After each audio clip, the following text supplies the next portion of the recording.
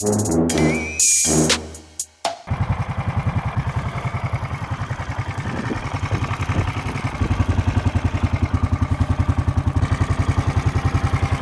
is going on, my friends?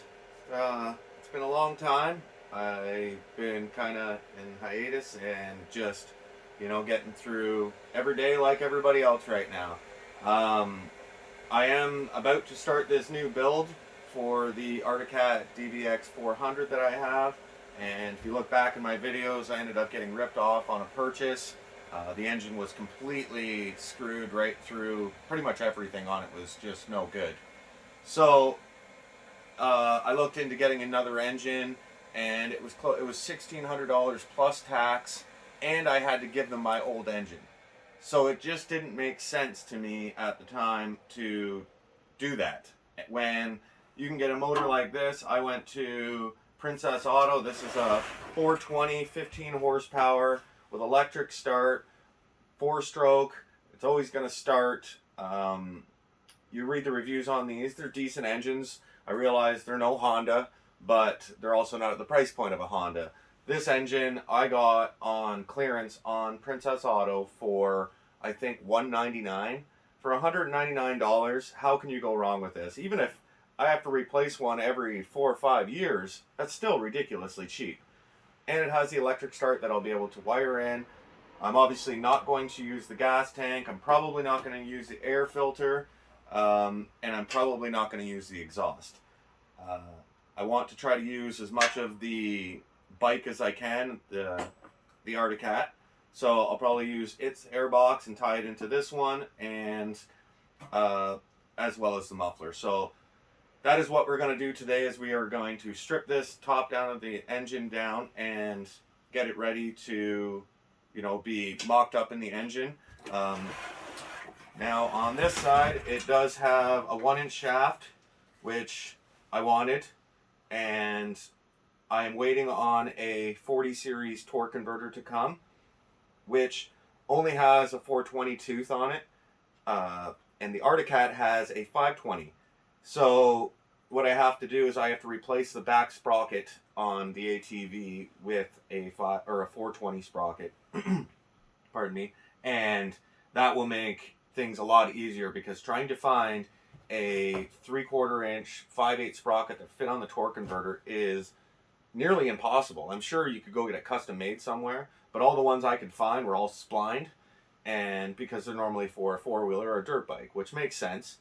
So it just doesn't work with this situation. I needed a 3/4 inch keyed shaft, so I wasn't able to find one. So I think I'm just going to go with the back sprocket. It's $40 I think for the back sprocket. And the torque converter, I tried to find a Comet one. I know it's obviously best to go with a Comet one because they're tried and true, but they're almost nearly impossible to find a 40 series. And if you can, they're usually just the driven and driver sprockets or pulleys, and you have no back plate. So I found this Chinese clone one, but it's still $400. So don't get me wrong, I'll be into this $600, but that torque converter will be able to be reused if this engine ever does fail. So, that's where we're at. So, yeah, first thing we'll do is we'll start taking this thing apart and kind of go from there. Okay, my friends. Sorry, I realize my shop's a mess. I'm right in the middle of building a custom kitchen for a person, or for a client. So that's why I'm kind of limited on my space right now in here. But, yeah, so we got first just the wing nut, take this top cover off, and actually for now I think that's as far as I really want to go. Actually pull this off, just because I don't want to leave the intake with nothing on it. But we can take this outer shroud off with that, and that'll be where I'll have to pull this out and probably re-thread it. But I'll have it so that my ABS pipe comes over top of this and into the airbox on the Articat. Yeah, so I've been looking forward to this build for a while now. So hopefully it goes as smooth as I think it will. Actually, we'll pull this starter box off here first. and that'll give us more room to pull this gas tank off. Because all of this is going to be rewired up to the top of the four-wheeler. Because obviously I don't want to have to reach down underneath to start it every time. And we'll be hooking up the throttle. We'll set up some springs for that so it has a return. We will also probably be running a choke line down, because that bike does have a choke hookup from the original engine. We'll figure out a way that we can mount it so that we can use the choke on here without also reaching down and turning it on.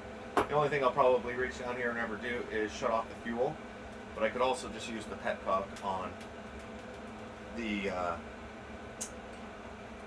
actual gas tank.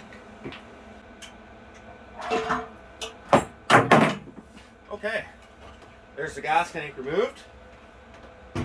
And of course I'll be keeping this gas tank, because if I do another build for something or need a gas tank for something, that's a perfect little gas tank.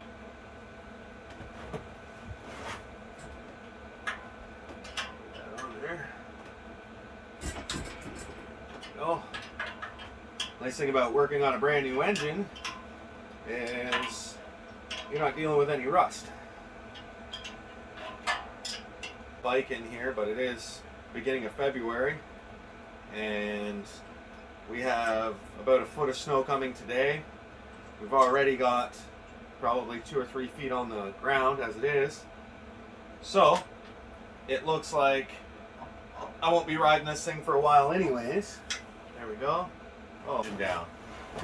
Now that should fit in the bike a lot better. Obviously all of this will be facing the back. This is the front of the engine.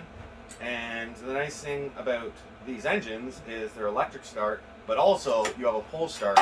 So if your battery does die for whatever reason, then at least you have, some way of starting it. Get to mocking up this engine in the actual four-wheeler, worrying about wiring and all of that stuff. So yeah, I will bring you guys back once I get some more parts in.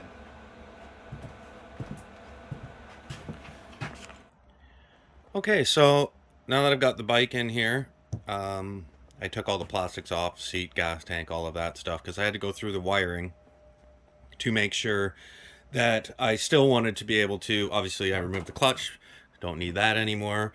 I do want to be able to use the choke, which is this right here. So that'll be able to be used. The headlights, taillights, brake lights, kill switch, and starter all are going to be used up here, and I've tested it. So now the headlights and all of that are still using the original wiring harness, and I'm using the solenoid from this bike, which is right there, and I'm running that to my new engine. So now that I've got all of that done, I'm still waiting on the torque converter, so I really can't make the engine plate and all of that, but I can prep for it. So what I'm looking to do is to get rid of these two support bars here, this one here, this and that other one on the other side here, because I need somewhere relatively flat to weld on a plate here, or I may bolt it on. I'm not 100% sure exactly what I'm going to do there, but it's got to go across here, and that engine is so large that it comes up past here, so depending on where it's going to sit in here, I'm going to have to take these two off on both sides there. I mean, it's really not... It's going to change the structure of it a bit, I guess, but I'm not worried about bending this thing. It's not like I'm going to be jumping it. I'm not a young kid anymore. So, yeah, I don't think my back can handle it anymore. I've still got to, obviously, I can't mock any of this up yet until I get that torque converter. I've also got that 520 tooth, pitch tooth. I think it's a 14, but it's splined, so I'm going to have to figure out a way to get that to fit on the new torque converter. So that's going to be something that's coming up too, because like I said, I could not find a 520 3/4 inch shaft sprocket. So yeah, that's where I'm at. I've got all the wiring disconnected because I do have a extra coil coming to help with charging. So all of the switches and all of that have been disconnected, and it's ready to be pretty much put in. So that's where I'm at right now. Yeah, as soon as we get the torque converter, we'll continue. Okay, so now you can see how much space I have once I've cut those two braces out. Now I just got to put a plate across there, and that is will be where my engine mounts. And then I need to now just determine where this back sprocket is going to line up with the torque converter. So I'm kind of at the point where I pretty much have to just wait for more parts to come in.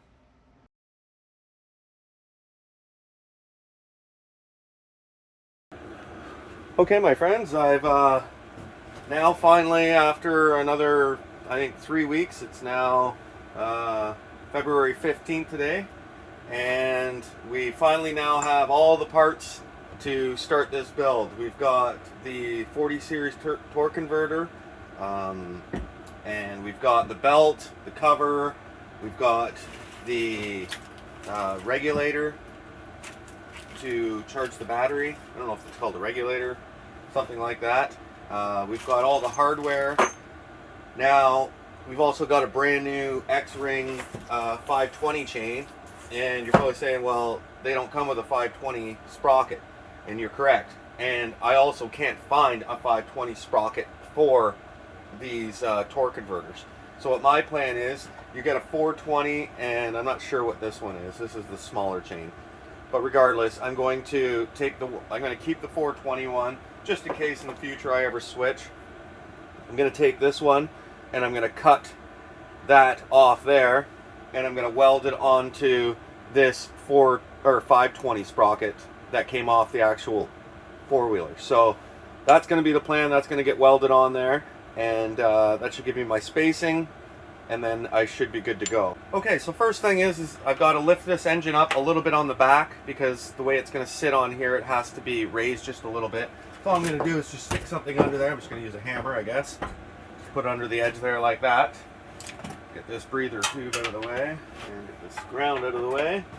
And then what we'll do is see if we got a nice lineup on this first before yeah, right there is where it's got to go. Came with all the hardware. I am going to put never seize on them, just because it is going into the block. And I'd rather they, you know, didn't get seized in there over time.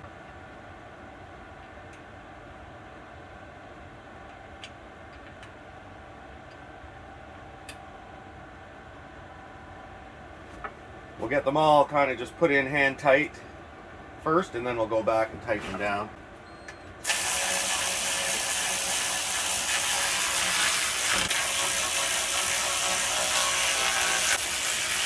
On there, not worried about it getting it stuck on there, because there's no way that that is going to line up with this back sprocket, because when we put one on like this, and then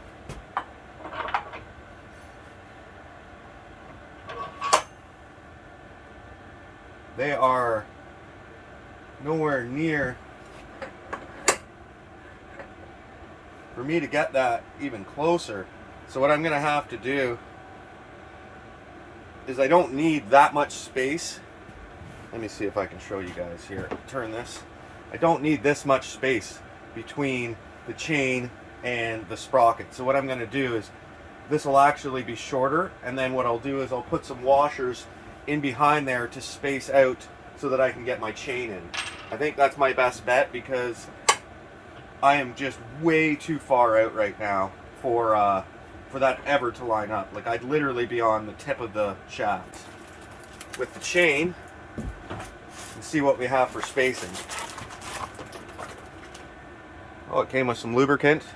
Bought this on Amazon. There'll be links down to everything that I ordered down in the description below, and everything you guys order through my affiliate link, you know, that really helps out the channel, and I can afford to keep doing these builds, because I know it's been slow for a while, but summer's coming, and I've got a couple of exciting projects. We're going to make a snow dog, a tracked sled. So we've got some stuff coming up here, and I just, oh, that's going to work beautifully. That's where it sits flat now, obviously against the bolts. If I run it this way,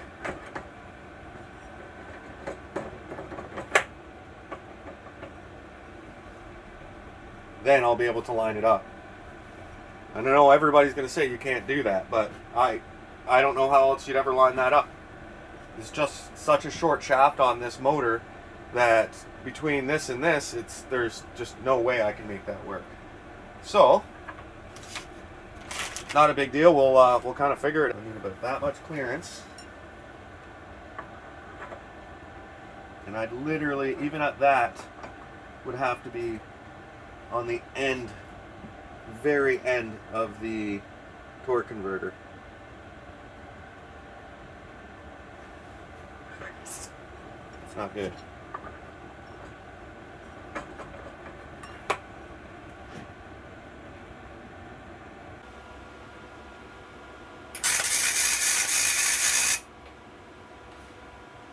I've got this welder turned right up.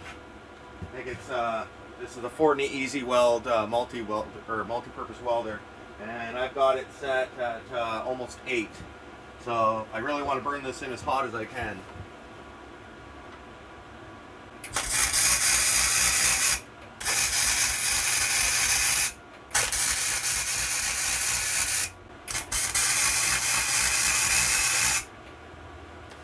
Okay, we'll get that cleaned off, and then I'll run a pass around it.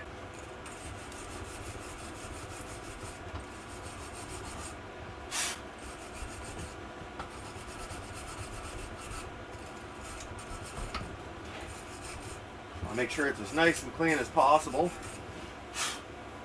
Then we'll burn some wire into it.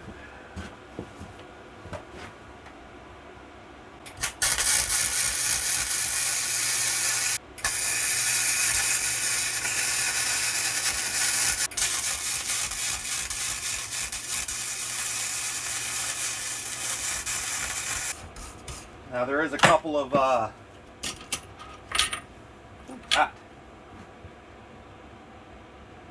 perfectly centered, but you can see the welds there. They're not the most beautiful. That is really hot, but that is not coming off of there. That is on there nice and strong, and yeah, I'm gonna go cool it down because yeah, it's really, really hot. Okay. Now that we've got the sprocket made, I got it all cleaned up now. Okay. Runs nice and straight. Exactly what I wanted. And then we'll throw this on there.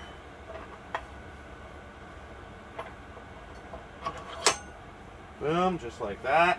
But what needs to happen now is I need to somehow either move this one over, or like right now, they're pretty much in line, but I'm not sure. I'm going to do a quick little bit of research here and I'll get back to you. Okay, so after some research, even on Comet's site, you can run this pulley backwards, and this is how they have it set up on a 40 series torque converter. I looked at a bunch of different things. It is kind of seems like it would be fighting against each other, but this is what I'm going with for now. We'll test it, and if I need to move things around, it's really not a big deal. As long as my sprocket thing, doesn't change back here. But as you can see, it's running nice and true.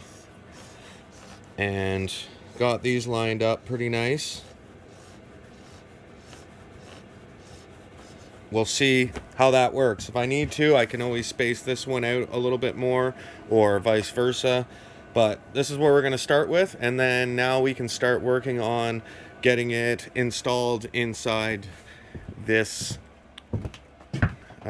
four-wheeler now. So yeah, we've got to figure out engine plates, kind of get it in here first, I guess, and then just kind of go from there and see where things are going to line up.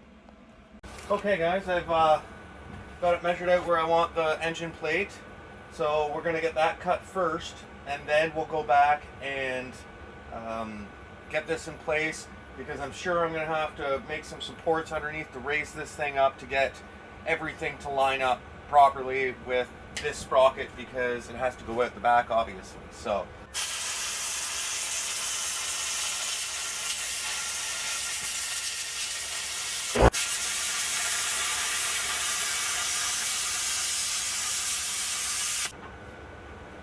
new engine plate.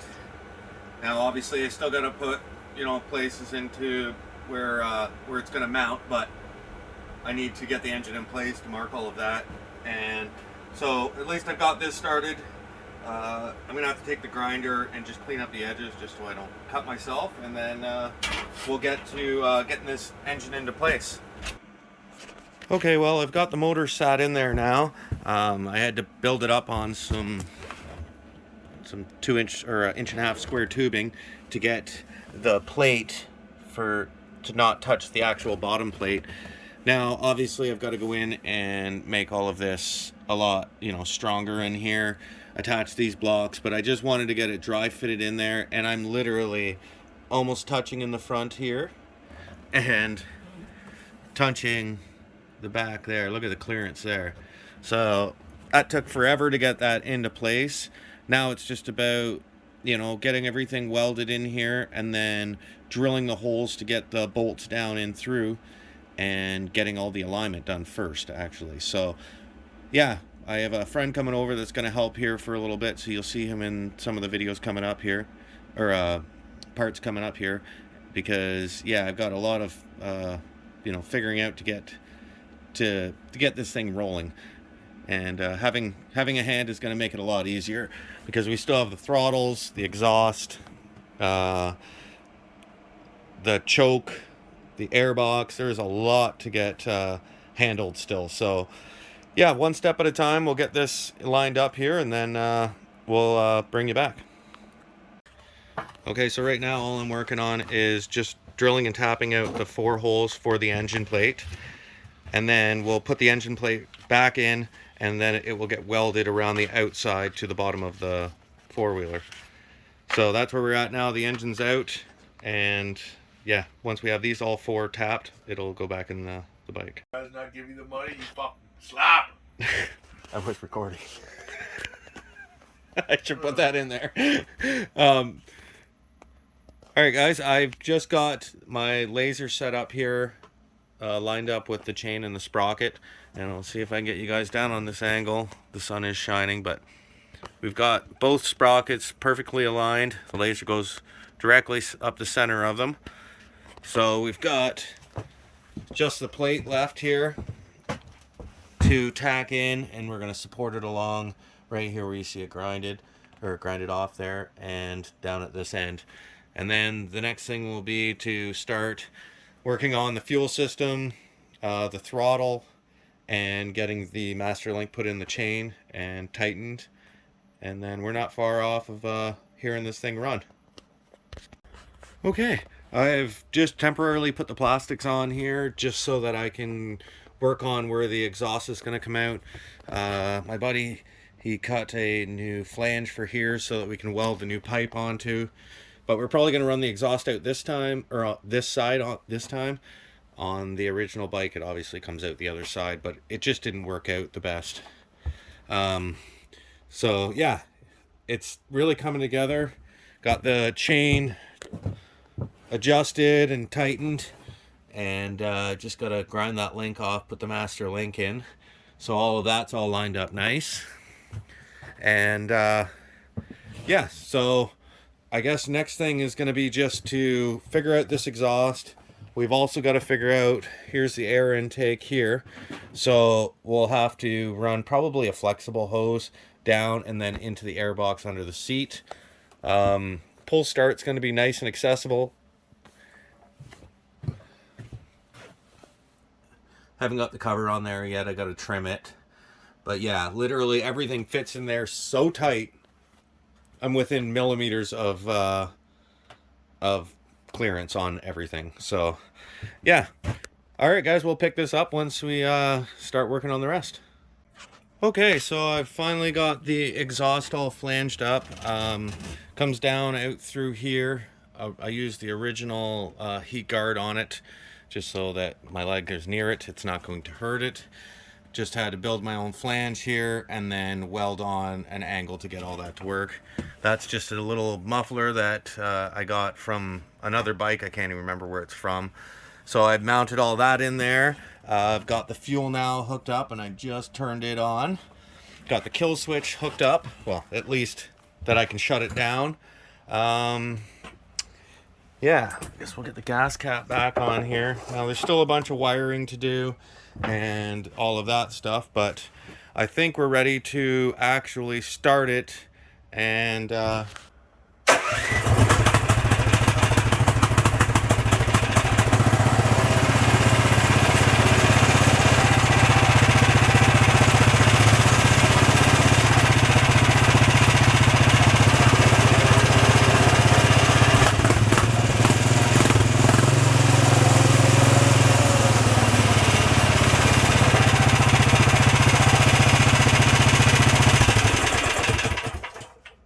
works, buddy. Yeah, That scared the shit. I wasn't expecting it to fire up that quick. That's amazing, but it sounds awesome too. Right? Fucking good old gas, fucking exhaust fumes in here. Oh yeah. I definitely want to order a smaller sprocket for the front. I think I may do like a 10-tooth sprocket on the front, because the size comparison of the one that you get for the 420, this one is way bigger. So it's going to have a good top end, but I also want to have it set up where it's good for torque, right? So if I'm towing something like a canoe or a, you know, kayaks or something up from when we take river trips, you know, I want to be able to have that torque there to climb hills and stuff like that. So okay, so one last thing I'm working on here just before I get this last ride in, is I've got the rectifier here mounted up on the frame, up above everything. It is a sealed unit, so it really doesn't matter, but it's got it mounted up there. And then I've got the wires running down here, and I've made myself a wiring harness, so that will clip into that. And yeah, then it comes down and out to my 4 wires. Right now I've only got the one coil ready to go, which is your factory coil that's on there, and I have another coil coming, so we'll have to put that on sometime in the future once it does come in. So all you're doing is you have, obviously you have a green, a yellow on this one. There'll be links in the description to these on Amazon. Run red back to the battery, and then I will have pink will go to the coil, and obviously black, I've switched it to black from green, but black will be ground. So okay, so I changed a few things. I just finished building this little trailer hitch here. Now you can buy this online, and I think it's $140, I think. So I just built one myself, just out of some flat, you know, 1/8-inch steel, and then I just gusseted it with some cutoffs here and welded it, and then I just took the grinder and grinded down right along that seam there, and that's where I bent it and then filled it back in with weld. Right now there's just a small hole, and that's probably all I'll put on here. You know, throw a carabiner on here if you're towing something light. I'm not going to be towing any like big trailers or anything like that I need a ball on here. Yeah, so that's done. The exhaust is now all done and all wrapped. Yeah, I took heat wrap and wrapped the outside of the exhaust here, just because that is where your leg's going to touch, and it does have this already, but you know, a little bit of extra insurance for what it cost, $8 worth of wrap. So that's all done. I did a few more repairs on the exhaust, and then I've got the air intake all complete now. It's now glued together, so it goes down here, over this way, around, and then back into the air box back there. So, you know, nothing super complicated, but now it's all tied in together. The choke is now tied in over here as well. All I did here is take the original choke cable from the bike and ran it down here. This has a bolt on the inside of, and this is just the chamber that goes down into your carb. So that's where that goes through, and then all I did was take my soldering iron and melt this little pin here or the little end right into the plastic, and then I put a little spring on here just to make sure that it's always got a good, you know, pull back when you use it. So I'll show you here how it works. So there's choke on and there's choke off. And as you can see, the little spring just helps pull it back nice and tight. So yeah, that all works great. So yeah, this build has came a long way, and you know, we got a little bit more to do on this. I've still got to finish all this plate, and we still got to add in the other coil that goes on here. So, which I'm going to probably try to do with the bike, or it in place. Don't know how hard that's going to be because you got to pull the flywheel and everything, but it shouldn't be too bad. I do have a lot of clearance around to get everything out. Yeah,